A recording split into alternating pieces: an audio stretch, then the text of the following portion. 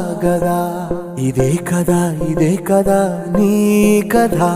ముగింపు లేనిదై సదా సాగదా